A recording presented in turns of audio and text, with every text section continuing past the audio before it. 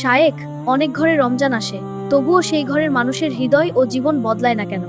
কারণ অনেক ঘরে রমজান আসে শুধু ইফতারের টেবিলে, হৃদয়ে আসে না। যে ঘরে কোরআনের শব্দ নেই, যে ঘরে দোয়ার হাত ওঠে না, সেই ঘরে রমজান অতিথির মতো আসে, কিন্তু পরিবর্তন রেখে যায় না। শায়েখ, পরিবারে রমজানের পরিবেশ তৈরি করা এত গুরুত্বপূর্ণ কেন? কারণ পরিবারই মানুষের প্রথম শিক্ষা। একটা শিশু প্রথমে মসজিদ দেখে না, সে প্রথমে তার বাবাকে দেখে, সে প্রথমে তার মাকে দেখে। যদি সে দেখে বাবা সেহরির জন্য উঠছে, মা কোরআন পড়ছে, ইফতারের আগে সবাই দোয়া করছে, তাহলে তার হৃদয়ে ছোট থেকেই ইবাদতের ভালোবাসা জন্ম নেয়। আল্লাহ কুরআনে বলেছেন, তুমি তোমার পরিবারকে নামাজের নির্দেশ দাও এবং এতে ধৈর্য ধরে থাকো। অর্থাৎ একজন মুমিন শুধু নিজের ঈমানের জন্য দায়ী না, তার পরিবারের ঈমানের দিকেও খেয়াল রাখতে হবে।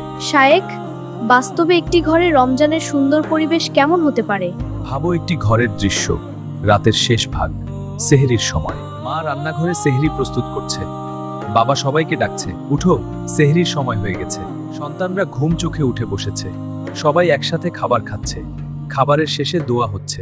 সন্ধ্যায় ইফতারের সময় সবাই একসাথে বসেছে, কেউ খেজুর বাড়িয়ে দিচ্ছে, কেউ পানি দিচ্ছে। আজানের আগে সবাই হাত তুলে দোয়া করছে। এই মুহূর্তগুলোই একটা পরিবারকে শুধু পরিবার না, একটা ছোট জান্নাতের মতো বানিয়ে দেয়।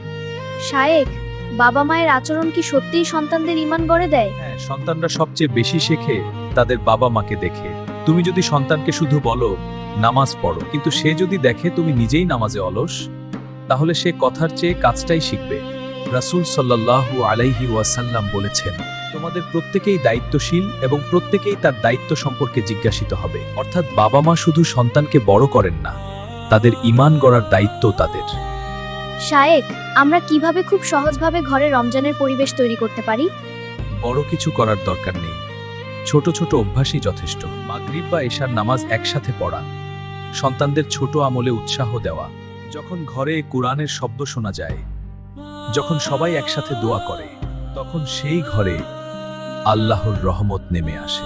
রমজান শুধু আমাদের ক্ষুধা শেখায় না, এটা আমাদের পরিবারকে একত্রিত করতে শেখায়। একসাথে সেহরি, একসাথে ইফতার, একসাথে দোয়া, এই মুহূর্তগুলোই একটা পরিবারকে হৃদয়ে হৃদয়ে যুক্ত করে। বন্ধুরা, আমরা শুধু নিজের রোজা ঠিক রাখবো না, আমাদের ঘরকেও রমজানের আলোয় ভরিয়ে দেব। কারণ যে ঘরে কুরআন আছে, যে ঘরে দোয়া আছে, সেই ঘরেই নেমে আসে আল্লাহর বরকত।